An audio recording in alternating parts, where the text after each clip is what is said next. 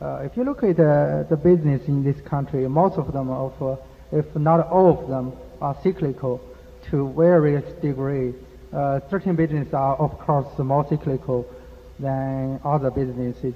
So when you buy a business or make an investment in stock, do you have a cutoff? Like if a business loses money in a downturn, we are not going to buy. If its earning begin to decline in a downturn, we are not going to buy. But if the earning growth slows down, then we can look at the business and make an investment.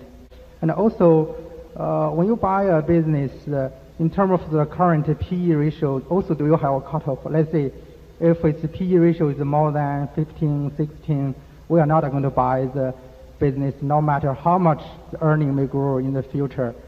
And so basically it's about the growth and the value.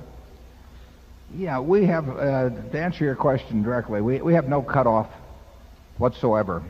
We don't think in terms of absolutes that way because, again, we are trying to think of how many birds are in the bush. And sometimes the number that are currently being shown could be negative. One of the best buys we ever made was in 1976 when we bought a significant percentage, what became through repurchases 50% of Geico, at a time when the company was losing a lot of money and was destined to lose a lot of money in the immediate future. And you know, the fact they were losing money was not lost on us, but we thought we saw a future there that was significantly different than the current situation. So it would not bother us in the least to buy into a business that currently was losing money for some reason that we understood and where we thought that the future was going to be significantly different. Similarly, if a business is making some money, there's no PE ratio that we have in mind as being a cutoff point at all. There are businesses, I mean, you could have some business making a sliver of money on which you would pay a very, very high PE ratio. But it's basically, we look at all of these as businesses.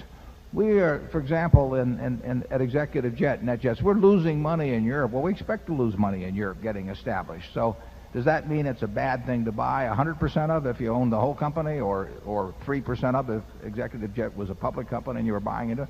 No, I mean, there are all kinds of decisions that involve the future looking different in some important way than the present. Most of our decisions relate to things where we expect the future not to change much. But you get this, well, American Express was a good example. And when we bought it in 1964, a fellow named Tino DeAngelis had caused them incredible trouble. You know, it was one of those decisions that looked for a time as if it could break the company. So we knew if you had been charging for what Tino had stolen from the company against the income account that year or the legal costs that were going to be attached to it, you were looking at a significant loss.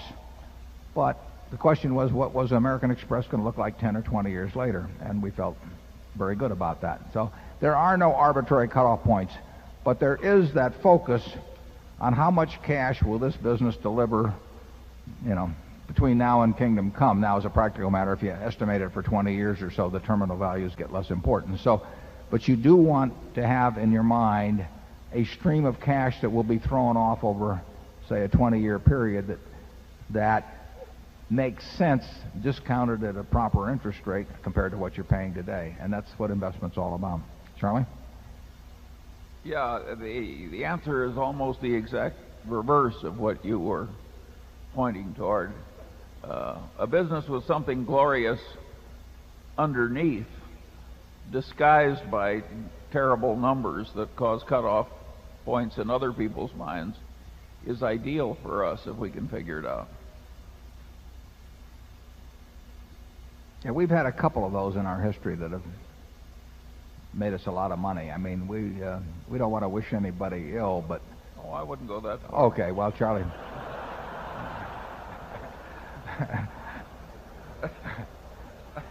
I think he's speaking for both of us.